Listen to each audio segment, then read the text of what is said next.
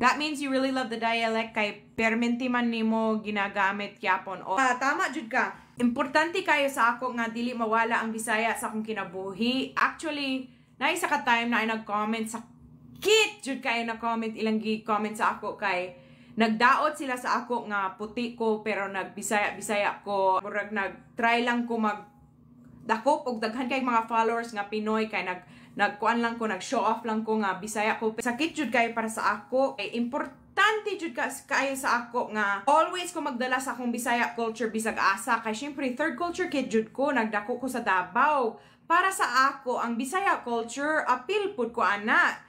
Dili ingon ka nang murag magsulti ko ay Pinoy ko ay ingana syempre wala ko'y right magsulti ana kay dili ko gusto masakitan ang mga uban na mga Pinoy sa akong mga ginasulti. Pero para sa ako Bisaya jud ko as in ang culture kay gi-raise jud ko sa Bisaya culture, dako kay ang influence sa akong kinabuhi, dili na mawala. Bisag asa ko moadto sa kalibutan, dili na mawala kay baby ko pagbalin na mo sa Pilipinas, nagdako jud ko sa Bisaya culture. I always try to love and honor the Bisaya culture in my life.